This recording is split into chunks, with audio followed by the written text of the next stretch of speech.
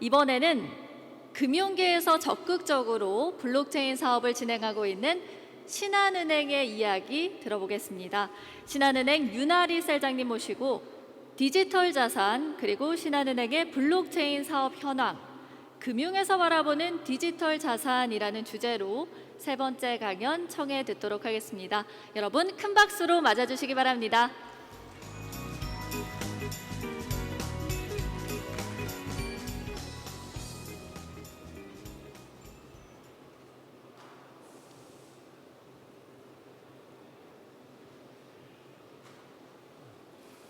안녕하세요. 저는 신한은행의 윤하리라고 합니다. 저를 아시는 분도 있는데 모르시는 분도 좀 있으실 것 같아서 저희 팀 간단히 좀 소개를 먼저 드리도록 할게요. 저희는 2017년에 블록체인 랩이라는 조직을 처음으로 만들었습니다. 거의 금융권에서는 저희 처음으로 만든 것 같고요. 처음에 한 3명 정도로 시작을 해서 지금 한 13명, 4명 정도 인력으로 구성되어 있습니다. 여기에 블록체인 스타트업도 많이 계실 텐데 저희는 굉장히 은행 내에서 혁신적인 조직 중에 하나입니다. 그래서 저희 팀에서는 블록체인에 관련된 사업 기획도 하고요. 그 다음에 저희 팀 내에 개발자도 있어서 직접 기술 개발도 하고, 근데 또 저희가 혼자 다 할 수 없기 때문에 관련된 블록체인 기술 기업들 아니면 어떤 비즈니스를 가지고 있는 기업들과 같이 실제로 콜라보레이션을 통해서 사업화를 하는 업무, 그리고 요즘은 이제 투자 업무까지 같이 하고 있습니다. 그래서 여러분들 스타트업처럼 실제로 은행 내에서 움직이는 조직이라고 보시면 될 것 같습니다. 오늘의 아젠다입니다. NFT, 사실 이 컨퍼런스가 NFT 컨퍼런스인데 앞에서 아마 NFT에 대해서 많이 얘기해 줄 거라고 예상은 했고 또 뒤에도 있더라고요. 그래서 오늘은 저희는 NFT보다는 좀 더 큰 개념인 디지털 자산에 관련돼서 좀 설명을 드릴게요. 그런데 이제 그 전에 사실 NFT나 디지털 자산이 꼭 블록체인만을 하는 건 아니지만 블록체인이 실제로 금융권에서 어떻게 활용되고 있는지 먼저 한번 간단히 좀 살펴보고 나서 디지털 자산에 대해서 한번 저희 방향성을 한번 설명을 드리도록 하겠습니다.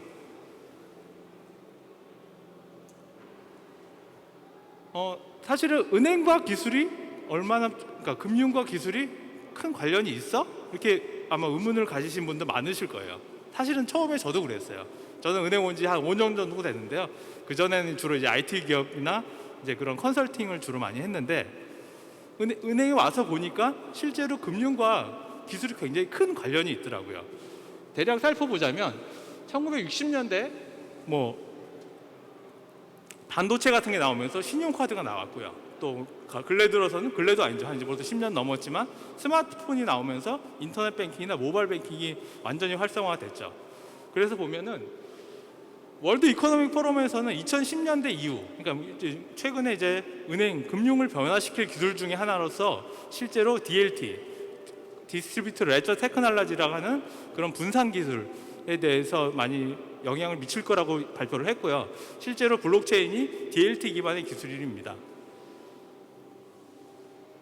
그리고 실제로 사업을 보면 2022년까지 한 100억 달러 정도의 가치가 있을 거고 2025년에는 실제로 블록체인이 금융권에서 굉장히 큰 변화를 일으킬 거라고 하고 있습니다. 그렇지만 이제 이 리포트는 한 2020년도에 나온 리포트인데요. 이제 시장은 바뀐 것 같습니다. 2025년이 아니고 한 2, 3년은 땡겨진 것 같고요. 실제로 올해부터는 이런 금융과 디지털이 아니면 정확히 말하면 금융과 디지털 자산이 결합된 서비스들이 많이 나오고 있다고 보고 있습니다. 그러면 블록체인은 어디에 좀 활용이 될까요? 이제 금융 쪽 입장에서 살펴보자면 사실 이제 금융은 이제 중개업을 많이 하고 있습니다. 어떤 개인 간의 대출이라든지 아니면 개인과 기업 간의 대출을 중개해 주는 서비스를 하고 있는데 사실은 블록체인이 나타나면 그런 역할들이 없어지겠죠. 그다음에 두 번째는 상호 이해관계가 자들이 많은 경우입니다. 예를 들면 수출 같은 경우입니다. 수출은 A기업, 그러니까 국내에 있는 A기업과 베트남에 있는 B기업 간에 단지 그냥 두 기업 간에 연결되는 게 아니고 그 사이에는 배송을 위한 해운사, 또 세금이나 이런 걸 처리하기 위한 관세청이라든지 그리고 보험사들, 다양한 관계 기업들이 몰려 있어서 기존에 지금 어떻게 하고 있냐면 이런 정보들을 여전히 서류로 왔다 갔다 하고 있습니다. 종이 서류죠. 그러다 보니 페덱스나 이런 물류 기업들을 통해서 왔다 갔다 하다 보니까 굉장히 많은 시간도 걸리고 그리고 비용도 많이 들어갑니다. 이런 거를 블록체인을 활용하면 굉장히 쉽게 그런 난제들을 해결할 수 있다는 장점이 있습니다. 두 번째는 이제 블록체인 기술의 원천적인 기술 특성 때문인데요. 그런 영구적인 데이터들을 보관할 필요가 있는 경우, 뭐 부동산 거래라든지 이럴 때 블록체인을 활용하면 그런 나중에 이슈들을 많이 해결할 수 있다는 장점이 있습니다. 그러면 금융권에서는 어떤 분야에 좀 활용이 될까요? 저희가 기존에는 이제 인증이라든지, 그다음에 결제, 그리고 계약, 그다음에 뭐 대출이라든지 무역금융 이런 전통적인 금융 분야에서 활용을 했어요. 저희가 2017년부터 조직을 만들었다고 그랬는데 사실 작년 한 상반기까지는 앞에 있는 4개 분야에 주로 주력을 해서 사업을 진행하였습니다. 작년 하반기부터 저희가 방향을 좀 바꿨어요. 뭐 뒷페이지에도 나오겠지만 디지털 자산이 이제 저희 랩, 그러니까 저희 팀과 저희 은행이 가야 될 방향 중에 하나라고 이제 좀 방향을 좀 전환을 했고요. 그게 이 장표입니다. 보면은 이제 블록체인이 퍼블릭과 프라이빗 블록체인이 있는 건 아마 여기 있는 분들은 다 아실 것 같아요. 그래서 기존에는 사실은 법적인 이슈라든지 암호화폐 위험성 뭐 이런 이슈들 때문에 저희가 퍼블릭 블록체인보다는 프라이빗 블록체인 기반으로 계속 사업을 진행을 해왔고요. 근데 이제 뭐 작년부터 이제 많이 나온 것들이 뭐 DID, 디지털 에셋, 스테이블 코인, CBDC, 뭐 디파이, 그리고 또 오늘의 주제인 NFT 이런 것들이 나오다 보니까 시장은 이제 우리가 생각한 것보다 빨리 돌아가고 있고 저희의 고객들, 그러니까 고객들은 더 많은 걸 원하고 있기 때문에 그렇다면 우리도 프라이빗에서 퍼블릭 쪽으로 좀 방향을 전환한, 그렇다고 뭐 완전히 프라이빗을 포기하고 퍼블릭만 가겠다 그런 건 아니고요. 어느 정도 밸런싱을 맞춰가면서 이런 블록체인 사업을 진행하고 있습니다. 디지털 자산의 출현. 근데 출현이라는 말이 맞는지도 모르겠어요. 이미 사실은 도래가 된 걸 수도 있는데 일단 저희 입장에서는 출현이라는 의미로 좀 표현을 했고요.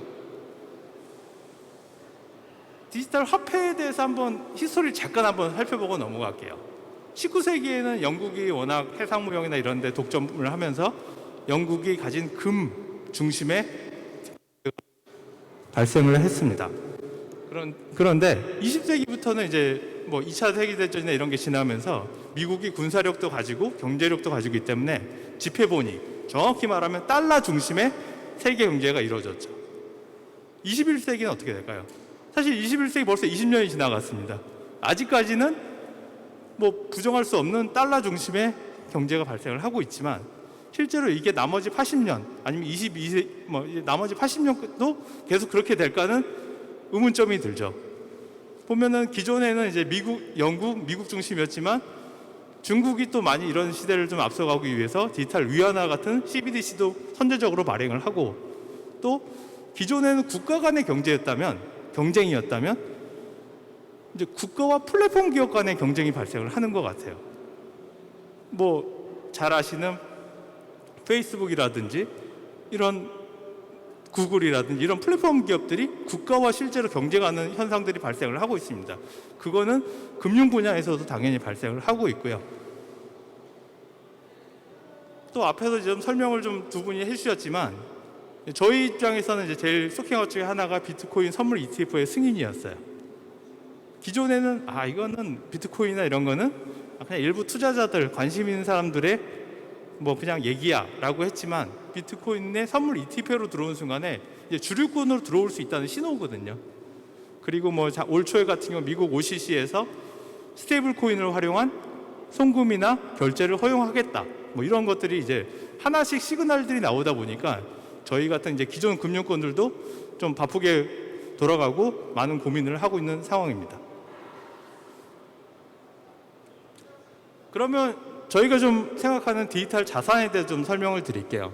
디지털 자산은 경제적 가치를 가지고 이전될 수 있는 디지털 형태의 유무형 자산입니다. 말이 좀 어렵네요. 그래서 쉽게 생각하면 디지털 화폐는 암호화폐라든지 스테이블 코인, CBDC, 그다음 또 쉽게 생각하자면 뭐 요즘 뭐 경기사랑 상품권, 뭐 부산 동백점 같이 지역 상품권도 일종의 디지털 화폐고요. 이런 기존의 화폐가 있고, 또 하나는 이제 실물 자산, 그러니까 미술품이라든지 뭐 부동산, 그 외에 뭐 증권, 요즘 뭐 또 뮤직하우 같은 음악 저작권 같은 권리를 토큰화한 디지털 자산. 사실 여기에 꼭 블록체인이 들어가야 되냐? 그건 아닙니다. 어쨌든 이런 것도 디지털 형태의 자산이 될 거고, 더 궁극적으로는 개인의 거래 데이터, 신용 데이터, 뭐 의료 데이터, 이런 데이터들도 결국 개인의 자산이 될 겁니다. 실제로 보면 이제 마이데이터 산업 같은 경우 12월 달에 이제 서비스 오픈 예정인데, 그런 것들을 거래하는 산업이 마이데이터 산업이라고 보시면 될 것 같아요. 근데 오늘 컨퍼런스의 주제인 NFT는 어딜까요? 저희가 고민을 해봤어요. 근데 사실 NFT는 이게 화폐야? 아니면 그냥 자산이야? 아니면 실물 자산이야? 디지털 자산이야? 고민을 해봤는데 약간 다양한 성격들을 같이 가지고 있는 것 같아요. 그래서 제가 중간에 NFT 그림을 표현을 해놨습니다. 뭐 CBDC는 현재 사실 우리나라 같은 경우는 한국은행에서 모의 실험 서비스를 준비를 하고 있어요. 올 초에 아까 첫 번째 발표하신 그라운드 X 컨소시엄이 파트너로서 선정이 돼서 이제 같이 개발을 하고 있고, 아마 내년 6월까지 하는 걸로 알고 있습니다. 근데 이제 금융권에서는 CBDC가 굉장히 중요한 과제 중에 하나고요. 그래서 CBDC를 정의해 보자면 지준 예치금이나 결제성 예금과는 별도로 중앙은행이 발행하는 새로운 형태의 전자적 지폐이다. 이렇게 생각하시면 됩니다. 기존의 화폐와 차이점은 뭘까요? 기존의 화폐나 CBDC는 둘 다 중앙은행, 우리나라 같은 경우 한국은행이죠. 한국은행에서 발행하는 디지털 화폐입니다. 당연히 액면되어 있고 법정 화폐로 돼 있는 상품입니다. 근데 이제 반대로 스테이블 코인과 암호화폐는 뭘까요? 사실 암호화폐란 말을 계속 쓰는 것도 좀 웃기긴 해요. 가상자산이라고 법적으로 정의가 돼 있는데 약간 제가 좀 이해하시기 편하라고 암호화폐라고 표현을 했고요. 스테이블 코인이나 암호화폐는 둘 다 민간에서 발행합니다. 근데 이제 스테이블 코인은 대부분 이제 뭐 조금씩 다르긴 하지만 기존의 달러나 뭐 유로 이런 기존의 법정 화폐와 연계돼서 움직이기 때문에 대부분 고정적으로 움직입니다. 근데 이제 비트코인이나 그 대신 이더리움 같은 암호화폐는 변동성이 굉장히 크다는 장점일 수도 있고 단점일 수도 있는데 변동성이 큰 화폐라고 보시면 될 것 같습니다.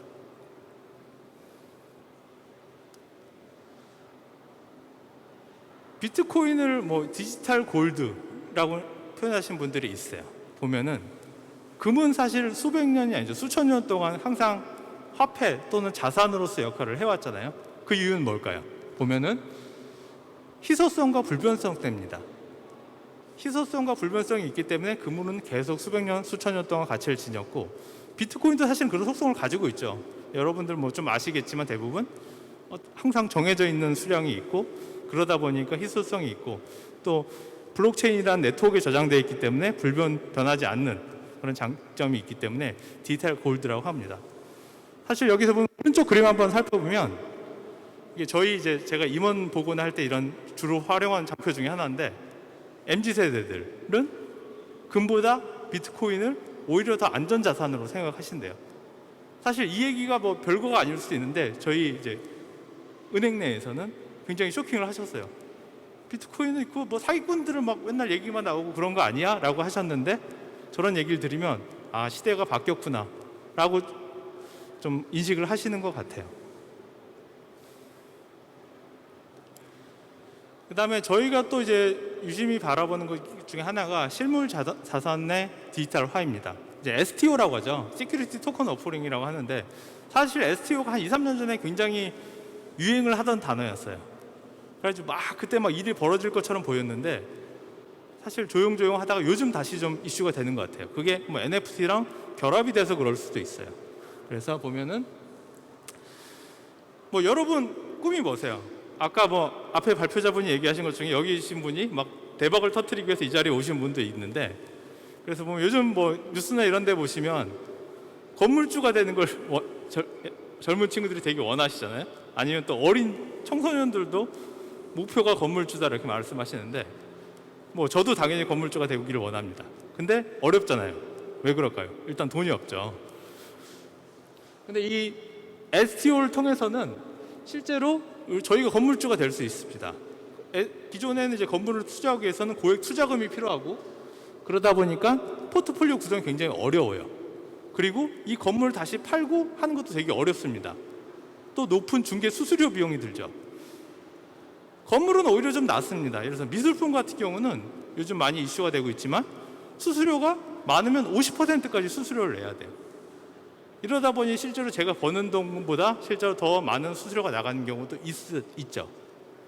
근데 이런 실물 자산을 디지털화하면 장점이 뭘까요? 토큰화할 수 있죠.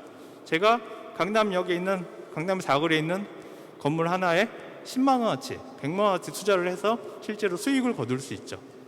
그리고 블록체인의 스마트 컨트랙트를 이용한다면 그런 것들을 자동화하기 때문에 수수료도 굉장히 적게 나가죠. 당연히 뭐 이더리움으로 한다면 이더리움 가스비가 나가겠지만 굉장히 포션은 작은 거죠. 그렇기 때문에 이런 실물 자산의 디지털화에 대해서 저희도 좀 관심이 많고요. 지금 대표적인 사례는 제가 카사코리아라는 회사의 그림을 하나 가져와 봤어요. 카사코리아를 말씀드리기 전에 사실 이런 STO는 법적인 이슈는 있습니다.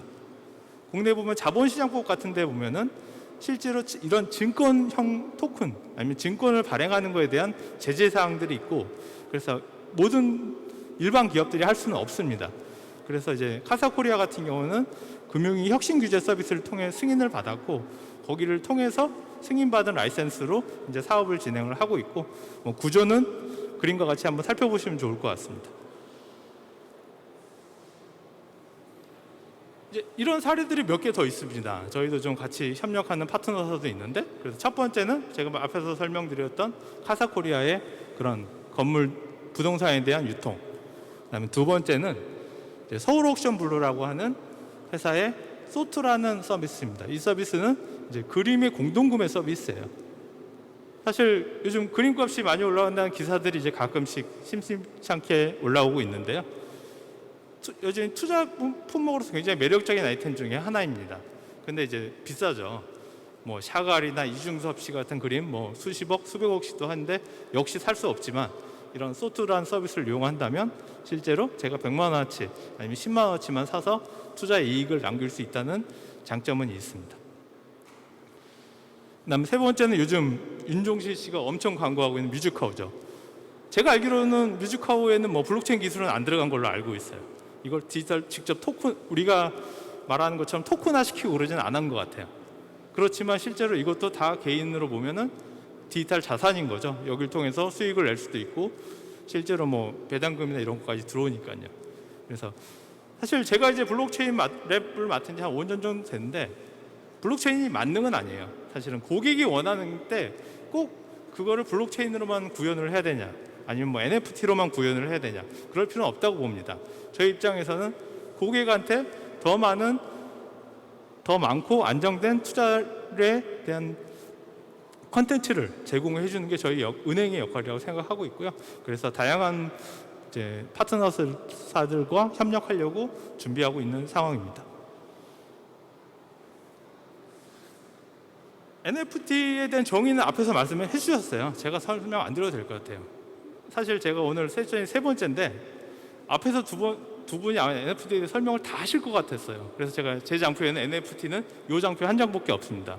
뒤에 잠깐 설명된 게 있긴 한데 어쨌든 NFT는 정의는 뭐 다음과 같습니다. 저희 은행이나 이제 금융사 입장에서는 이슈가 사실은 NFT에 대한 법률적 이슈가 큽니다. 이제 올해 9월달에 이제 가상 특검법이 실제로 시행이 되고 있는데요. 실제로 NFT가 가상 자산일까요? 변호사들마다 틀리세요. 저희도 사내 변호사도 있고 이제 다른 외부 변호사들한테 자문을 받아보면 아니다 기다라는 말들이 많은데 여전히 좀 고민이 되더라고요. 이제 은행에 와서 일을 하다 보니까 굉장히 그런 법적인 규제 이런 거에 대해서 고민이 많고 왜냐하면 저희가 항상 수백 년 동안 신뢰를 주던 기관이었기 때문에 그 신뢰를 깨트리지 않는 범위 내에서 사업을 진행하는 게 또 저희한테 중요한 크리티컬한 미션 중에 하나입니다. 그래서 저거에 대해서 좀 고민을 하고 있습니다. 이제 뭐 저도 어쨌든 신한은행에 녹을 먹고 있으니까 신한은행에서 그럼 블록체인 관련돼서 무슨 일을 하고 있는지 좀 간단히 좀 소개를 드리고 마무리를 할까 합니다. 저희는 이제 세 개의 그런 미션을 가지고 일을 하고 있어요. 제일 첫 번째 있는 거는 왼쪽에 있는 거 보시면 되고요. 이제 국내 그 블록체인의 컨소시엄에 많이 참여를 하고 있습니다. 이제 국내에 그런 DID 관련된 컨소시엄에도 참여하고 있고, 그다음에 글로벌하게는 비자라든지 R3CV, 그다음에 SBI 리플 아시아 이런 데랑 같이 협력해서 사업을 좀 POC를 진행한 것도 있고, 그다음에 뭐 사업 준비를 하는 것도 있습니다. 그다음에 두 번째는요, 오른쪽 상단에 있는 건데요. 기존 금융 프로세스에 블록체인을 적용하는 겁니다.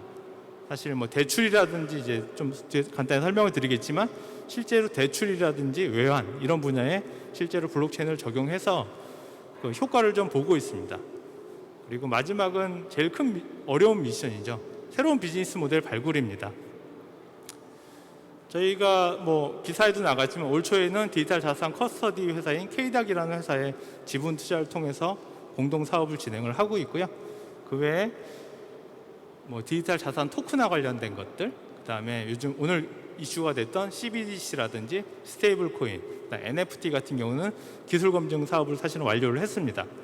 그래서 CBDC 같은 경우는 이제 LG CNS랑 같이 진행을 했고, 그다음에 스테이블 코인은 뭐 뒤에 설명 좀 드릴 거고, NFT 같은 경우도 이제 자체적으로 사실은 기술 검증을 완료를 해서 지금 법적인 검토를 좀 보고 사업을 어떻게 갈지, 아니면 저희가 단독으로 갈지 누가 같이 갈지 이런 것들을 현재 고민을 하고 있는 상황입니다. 그리고 마지막으로는 이제 퍼블릭 블록체인 이사회 거버넌스 카운슬에 좀 참여를 하고 있고요. 이것도 뒤에 장표가 있으니까 설명을 좀 그때 간단히 드리도록 하겠습니다.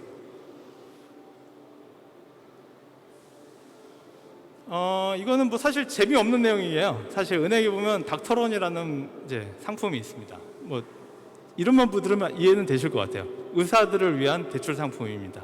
이거는 이제 기존에는 의사의 자격을 확인하는데 한 3일 정도 걸렸어요. 그러니까 저희가 그러니까 의사분이 저희 영업 지점에 와서 대출을 받으려면 확인하는데 한 3일 걸렸는데, 이걸 블록체인을 통해서 바로 실시간으로 확인을 하고 대출을 나갈 수 있게끔 이거 블록체인으로 구성해서 실제로 상용 서비스를 하고 있고요. 실제로 대출 건수가 한 1년 정도 지났을 때 저희가 통계를 내보니까 한 25%가 늘었고, 대출 취급 금액도 한 46% 정도가 늘었습니다. 두 번째는 이제 정책자금 대출 플랫폼입니다. 이제 요즘 코로나 때문에 소상공인들 어려운데요. 정부에서 그런 소상공인들한테 지원금을 해주는 게 있어요.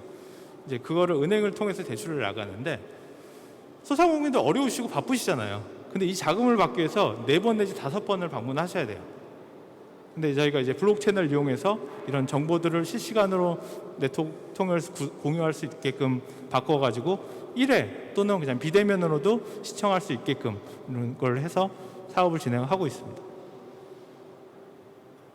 그 다음은 이제 DID 관련된 컨소시엄에 참여를 하고 있고요. 그리고 작년 8월에는 이제 국내 금융기관 중에서 최초로 저희 소리라는 메인 앱에 DID를 연동시켜서 이제 서비스를 시행하고 있습니다. 그 다음에 디지털 자산 커스터디고요.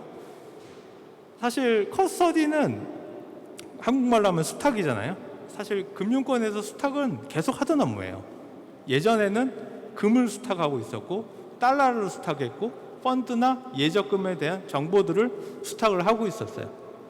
근데 이제 자산이 변화가 됐잖아요. 기존에 아까 말씀드린 것처럼 금에서 달러에서 디지털 자산으로.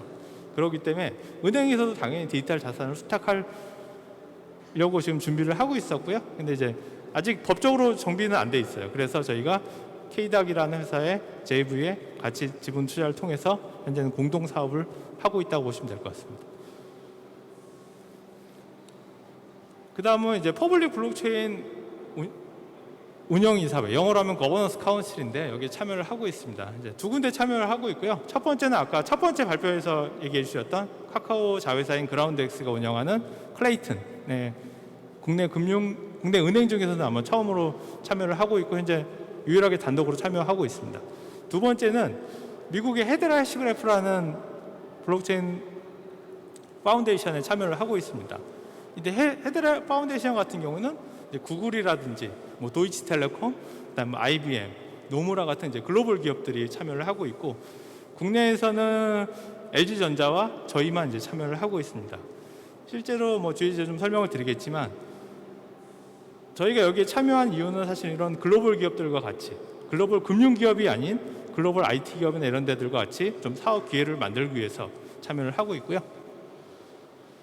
이제 그래서 이제 스테이블 코인을 좀 준비를 하고 있습니다. 사실은 제가 이 글로벌 은행 대신에 원래는 저희가 현재 준비하고 있는 이제 개발 같이 하고 있는 은행을 표기를 하려고 그랬는데 NDA 때문에 제가 11월 말까지 오픈을 못 해드리고요. 실제로 이게 이 스테이블 코인 POC를 저희가 11월 말에 완료를 할 예정입니다. 그때 되면 아마 정식으로 언론에 한번 홍보를 할 예정입니다. 실제로 그래서 저희가 원화 기반의 스테이블 코인을 신한은행이 발행을 하고 그걸 통해서 해외 송금을 하는 것까지 현재 테스트를 하고 있고요. 이 기반은 앞에서 말씀드렸던 헤드라이시 그래프라는 그런 퍼블릭 블록체인 기반으로 현재 준비를 하고 있습니다. 뭐 지금 하는 게 이제 무조건 상용화가 될 거다 이렇게 말씀은 못 드리겠어요. 그래서 지금은 아직은 기술 검증 단계고요. 이제 기술 검증이 완료가 되면 실제로 법적인 효과, 법적인 것들로 이슈가 없는지, 그다음에 또 뭐 저희도 어쨌든 비즈니스를 해야 되기 때문에 실제로 비즈니스적인 효과가 있는지 이런 것들을 좀 더 검증한 후에 실제로 상용 서비스를 뭐 내년이나 이렇게 검토할 예정입니다. 그리고 NFT는 저기 왼쪽에 있는 게 저희 신한금융그룹에서 후원하는 신한 동해오픈의 영상이거든요. 이런 영상을 저희 그 그룹 계열사인 신한 DS에서 이 동영상을 NFT로 발행한 경험을 올 여름에 한번 했고요. 아직은 약간 베타, POC 서비스라고 보시면 될 것 같아요. 이제 오른쪽에 있는 건 책입니다. NFT 레볼루션이라는 책인데 이걸 왜 가져왔냐라 느끼실 수 있는데 사실 뭐 제가 쓴 것도 아니고요. 제 지인이 쓴 것도 아닙니다. 근데 저희 행장님 이 책에 대한 서평을 쓰셨어요.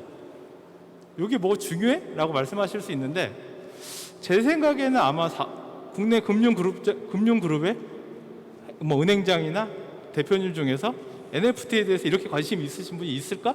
생각이 들었어요. 그래서 사실 일하는데 좀 부담은 됩니다. 행장님이 너무 관심이 많으시니까 정말 NFT 가지고 무슨 한 건을 터트려야 될 것 같기도 하긴 한데 어쨌든 저희 신한금융그룹에서는 그러니까 신한은행에서는 행장님이 많은 관심 속에서 이런 것들을 계속적으로 좀 추진하고 있다. 이런 걸 좀 보여드리고 싶었습니다. 마지막 장입니다. 이거 뭐 제가 말한 것도 아니고요. BOFA는 뱅크 오브 아메리카 약자입니다. 뭐 뱅크 오브 아메리카는 다들 한 번씩 들어보셨을 거고 이들이 만든 리서치에 보면 리서치 자료에 다음과 같은 문구가 있습니다. Too large to ignore. 한글로 해석해 볼까요? 무시하기 너무 커버린 거. 그런 거잖아요. 디지털 자산을 이렇게 정의를 했습니다. 사실은 제 마음에 제일 와닿는 문구였어요. 사실 그 전통적인 금융기관이 이 디지털 자산, 아까 NFT나 뭐 비트코인 같은 암호화폐를 포함해서 디지털 자산에 대해서는 사실 부정적인 견해가 많아요. 뭐 그거는 뭐 어쩔 수 없는 상황입니다. 그건 저희뿐만 아니라 글로벌 은행들도 마찬가지인데 이미 시장은 커버렸습니다. 그건 고객들이 원하는 시장이 돼버렸죠. 그렇기 때문에 무시하기엔 너무 커버린 시장이기 때문에 저희도 이제는 뛰어들 생각을 하고 있는 상황이라고 보시면 될 것 같습니다. 네, 이상으로 발표를 마치도록 하겠습니다. 감사합니다.